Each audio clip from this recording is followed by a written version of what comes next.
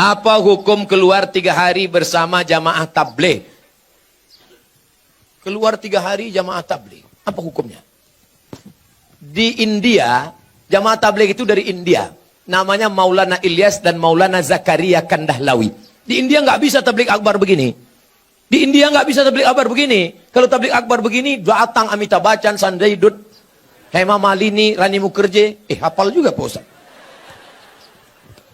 Nggak bisa. Maka ijtihad Maulana Ilyas Zakaria Kandahlawi, mereka datang dari rumah ke rumah. Dakwahnya dari pintu ke pintu, door to door. Assalamualaikum.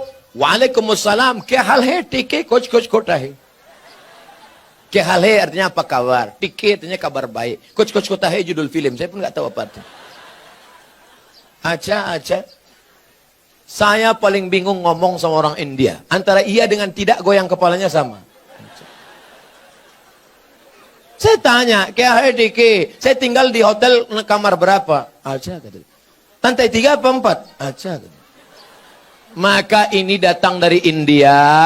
Mereka ulama-ulama ahli hadis. Siapa yang kaya, punya duit banyak, kerja tidak mengikat, 3 hari datang ngajak ke pintu. Assalamualaikum, waalaikumsalam. Ayo ke masjid ya. Ayo datang pengajian ya. Mereka inilah yang berdakwah di jalan Allah. Abdul Somad ceramah ke Bontang. Kenapa? Karena diundang Pemko. Abdul Somad ceramah ke Bontang. Kenapa? Karena diundang Bada LNG atau LNG Bada. Tapi mereka yang datang rumah ke rumah, ada yang undang mereka? Tidak ada. Ada proposal untuk mereka? Tidak ada. Mereka datang lillahi ta'ala. Ini jamaah tabligh aliran sesat Pak Ustaz. Kenapa sesat? Karena mereka berjenggot. Nabi Muhammad berjenggot. Karena mereka bersorban. Nabi Muhammad bersorban. Karena mereka pakai jubah. Nabi Muhammad pakai jubah. Kenapa Ustaz nggak pakai jubah? Ini orang ramai narik-narik. Kalau sempat saya pakai jubah, tanggal jubahnya. Maka saya pakai celana biar supaya cepat lari, nanti selesai ceramah langsung masuk mobil pulang. Jangan katakan mereka sesat. Mereka adalah orang yang mengajak ke jalan Allah. Mereka aslinya dulu preman, bertato, kumis tebal, anting-anting, gak kenal agama. Tapi datang jamaah tabligh di terminal, ini preman. Datang, bremo, tato besar, gambar ular kobra. Datang itu jamaah tabligh, memukul ular kobranya. Hei, ayo ke masjid. Berani anting ngajak saya?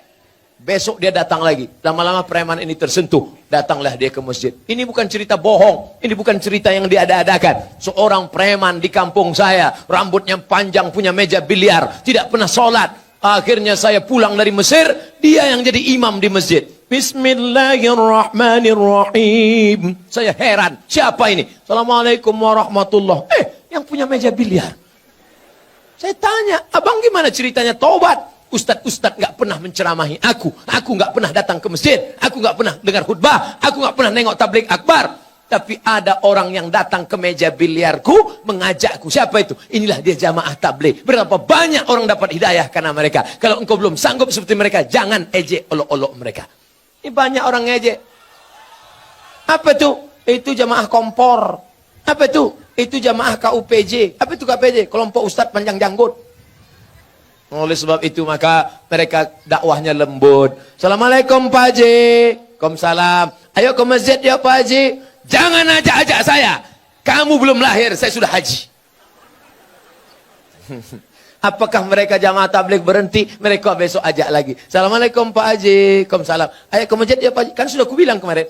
Ini kening sudah sujud 1000 kali di Masjidil Haram. Catatan amal sudah penuh. Aku tinggal masuk surga aja lagi.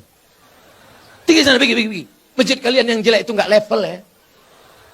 Hari ketiga mereka datang lagi. Assalamualaikum Pak Haji. Apa? Mau ngajak lagi? Mau ngasih tahu Pak Haji. Nanti kalau Pak Haji mati kami biarkan ya. Akhirnya Pak Haji pun ke masjid juga. Oleh sebab itu maka dakwah mereka lembut. Apa pernah jamaah tabligh marah-marah mengkafirkan? Enggak. Mereka datang ngasih siwak, minyak wangi, ngasih sorban, ngasih parfum. Ayo ke masjid Pak Ustaz. Kalau nggak setuju mereka nggak marah. Apa pernah jamaah tabligh marah sama saya karena saya nggak berjenggot? Enggak. Apa pernah mereka mengatakan, yang nggak berjenggot masuk neraka? Jangan kelahi gara-gara jenggot. Jamaah tabligh berjenggot dia. Aku ngeliat ente berjenggot kayak kambing. Yang berjenggot juga marah. Aku kambing, kau nggak berjenggot anjing.